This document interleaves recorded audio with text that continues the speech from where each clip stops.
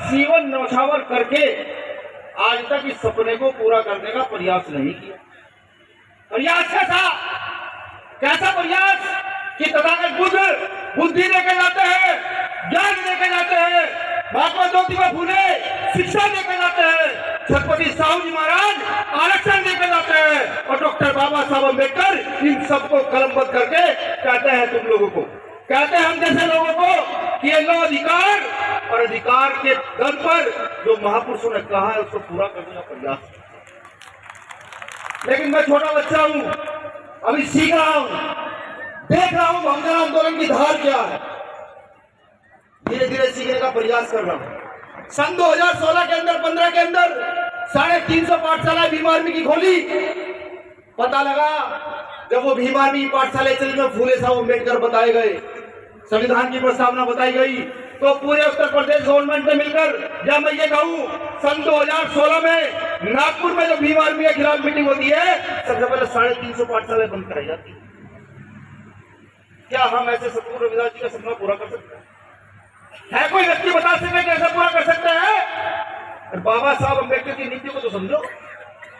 अभी आज बात चल रही थी, मैं कह रहा था अपने महाराष्ट्र के कार्यकर्ताओं से कि बाबा साहब अम्बेडकर ने इतना सुंदर, इतना ताकतवर संविधान हमें दे दिया, एक पूरी व्यवस्था दे दी है, और कहा कि जाओ अपने मत का अधिकार प्रयोग करके इस देश की सत्ता पर हासिल हो, और पार्लियामेंट में बैठकर बजट पास करो कि 20% का इस देश का दलित, आदिवासी, पिछड़ा, मुसलमान या वो गरीब स्वर्ण भी जो अपनी क्षमता के आधार पर शिक्षा लेकर के बाहर जा सकता है और करोड़ों रुपए के स्कॉलरशिप ले सकता। जाओ करो बिल पास।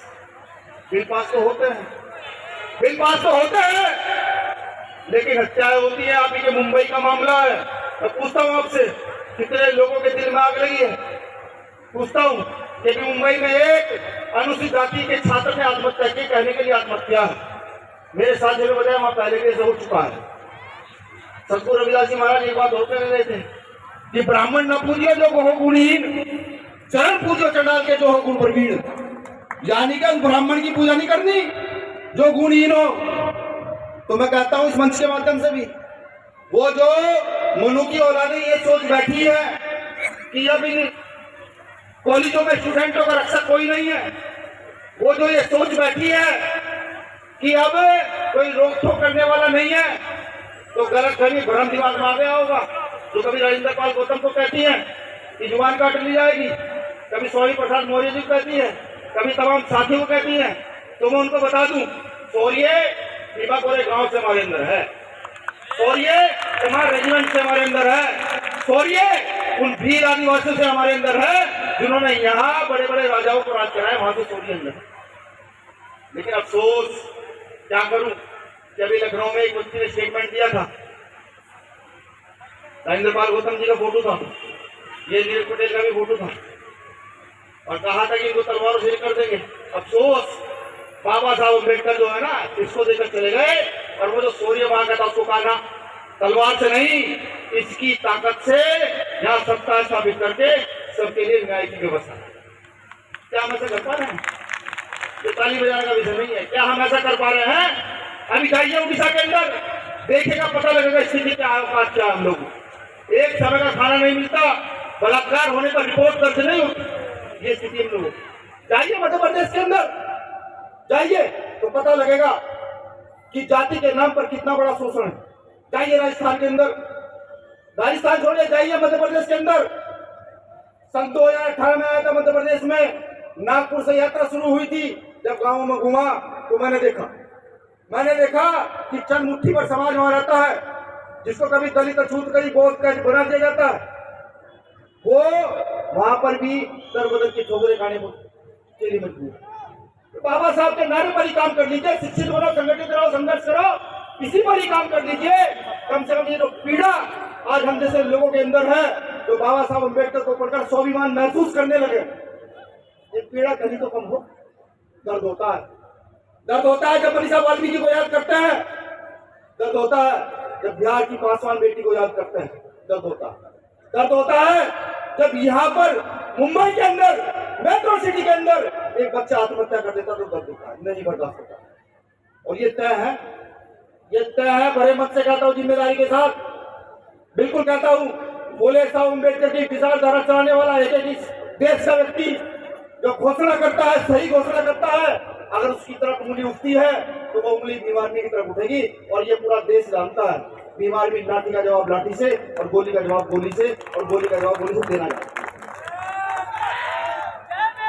एक निवेदन करता हूं, बिल्कुल करता हूं, कि अगर हम किसी भी प्रदेश, राज्य, गांव या मोहल्ले के अंदर होने वाले अन्याय के खिलाफ एकजुट होकर खड़े हो जाएं, तो ये लिख लीजिए साहब, औकात नहीं है अन्याय अत्याचार करने वालों, बिल्कुल नहीं। देखो 350 पाठशालाएं खोली थी ना, तो सिर्फ एक आवाज हम लोगों ने दी थी। भाई चंद्रशेखर आजाद ने एक आवाज दी थी कि नहीं, बहुत हो चुका, इकट्ठे होकर खड़े हो। सन 2015 में इकट्ठे होकर खड़े हुए थे। सन 2016 में सरकार ने परेशान होकर लाठीचार्ज करना शुरू कर दिया और हम लोगों को जेल भेजना शुरू कर दिया। चैलेंज है, चुनौती है। यहाँ के मुख्यमंत्री साहब को भी, प्रधानमंत्री साहब को भी, जो कहते हैं हिंदू राष्ट्र बनाएंगे, मेरे महापुरुषों ने अपना सर्वस्व निछावर करके तुम्हारी मनु की व्यवस्था को तोड़ा। बाबा साहब अम्बेडकर ने 5000 साल की गुलामी के बाद संविधान देकर इस देश में समन्वय स्थापित करने का काम किया। तुम्हारी औकात नहीं कि तुम इस काम को कर सकते। हम नहीं चाहते हिंदू राष्ट्र बने, बिल्कुल नहीं चाहते। हमें मान सम्मान स्वाभिमान चाहिए। और मैं एक बात और आपको बता दूं कि इस देश का इतिहास कहता है, उठाइए जाइए छत्तीसगढ़ के श्रीपुर में जाइए, जहां बौद्धों की एक बड़ी विरासत दफन है, जमीन के अंदर दफन है। जहां के एक राजा ने पारा धातु को भी, इतने वैज्ञानिक टेक्नोलॉजी के लोग थे कि पारा धातु को भी, लिक्विड धातु को भी मूर्ति में तब्दील कर दिया था। ऐसे लोग, तो मुझे पूरी उम्मीद है कि मेरा दर्द आप लोग समझ पाएंगे। इस दर्द को समझने का प्रयास कीजिए। मैंने एक बात कही थी कि पिता से बेटा सीखता है। मंच पर आसीन जितने हमारे सीनियर साथी हैं, मैं आपके बेटे के समान भी सीख रहा हूँ, बिल्कुल सीख रहा हूँ। व्यवस्था बनाइए, आप जो मुझे सिखाएंगे वो मैं सीखूंगा, जो आप मुझे बताएंगे वो मैं जानूंगा। और अगर आप व्यवस्था नहीं बना सकते तो मुझे लगता है कि बहुजन आंदोलन पिछड़ने का बड़ा कारण कुछ रहा है, तो इस देश में बहुजनों की व्यवस्था ना बनना ये सबसे बड़ा कारण रहा। चंद लाइनों से अपनी बात खत्म करूंगा, जिसको बुरी लगी वो माफी चाहूंगा। कि फूल वही चुन पाते हैं जो कांटों से टकराते हैं, फूल वही चुन पाते हैं जो कांटों से टकराते हैं। अधिकार नहीं मांगे जाते, अधिकार तो, जोर से बताइए, अधिकार तो छीने जाते हैं। मैं पुणे राष्ट्र में घोषणा और कर दूं, हालांकि करनी नहीं चाहिए। इस मंच के माध्यम से, मीडिया के माध्यम से, मेरे पेज के माध्यम से बहुत सारे मनु के औलादे सुन रही होंगी। स्वामी प्रसाद मौर्य हमारे पूर्वज हैं, आंदोलन चलाया, साहब काशीराम साहब के साथ आंदोलन चलाया, जब जाके खड़े हैं। इंद्रपाल गौतम मंत्री होते हुए, जबकि राज्य की व्यवस्था, राजनीतिक व्यवस्था ये कहती है कि अगर आप मंत्री बन गए तो आपके गले में पट्टा पड़ गया है कि आप बात नहीं करेंगे। इन लोगों ने अपनी राजनीतिक ताकत को लात मार करके सामाजिक ताकत को बढ़ाने का काम किया। और इस देश का कोई कोना ऐसा नहीं है इस जिले में भीम आर्मी का कार्यकर्ता न रहता हो। अगर वो बाबा साहब अम्बेडकर को मानता है, जानता है, तो वो 101% भीम आर्मी का कार्यकर्ता है। तो भैया गर्दन काटने की बात, जवान काटने की बात ना कीजिएगा। संविधानिक लोग संविधान को मानते हैं। जय भीम, जय भारत, जय जवाहर, जय मंडल, जय संविधान।